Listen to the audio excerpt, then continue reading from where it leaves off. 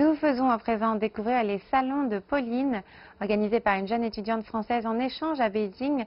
Ces rendez-vous culturels en petit comité se tiennent chaque mois pour initier les participants à un art de la culture traditionnelle chinoise.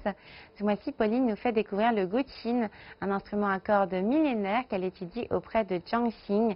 Nous les avons rencontrés tous les deux.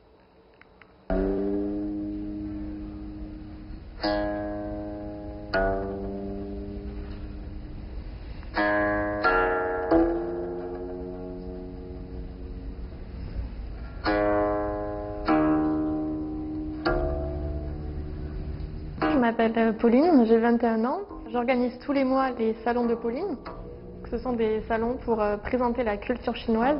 Mon projet s'appelle Pauline de Yati, en s'inspirant de des salons des lettrés. Et donc durant ces salons, il jouait du guqin, il faisait de la calligraphie, il peignait. Bien sûr, j'aime beaucoup le guqin.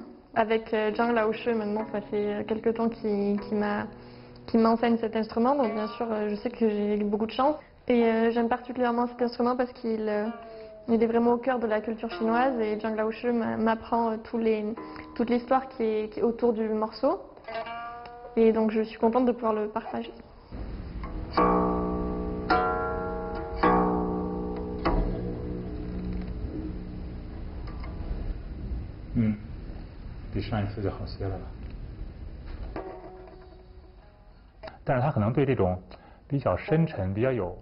Le guqin a un son très bas, très subtil, parce que ses cordes sont en soie. C'est pour ça que les anciens l'utilisaient comme un outil d'introspection.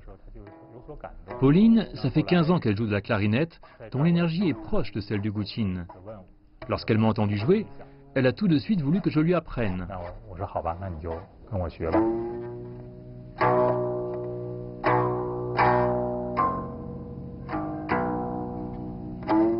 J'aime beaucoup le morceau Mei Hua.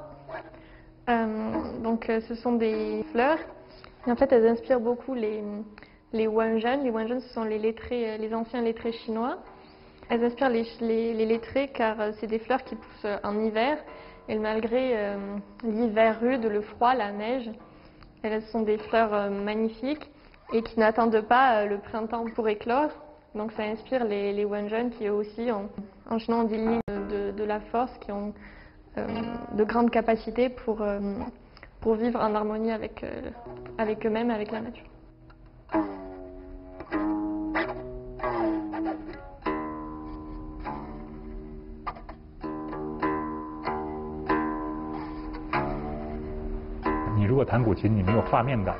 Contrairement aux partitions de musique occidentale, les partitions de guqin n'imposent pas de rythme, seulement des notes.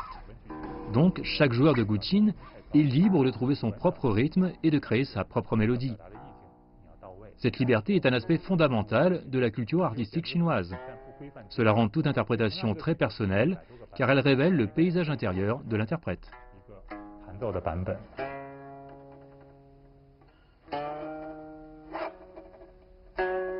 De plus en plus, je songe à certains projets ambitieux, mais je pense que ce stage me donne aussi beaucoup d'opportunités. À terme, après être diplômée, à créer un centre culturel dédié à la culture chinoise en France.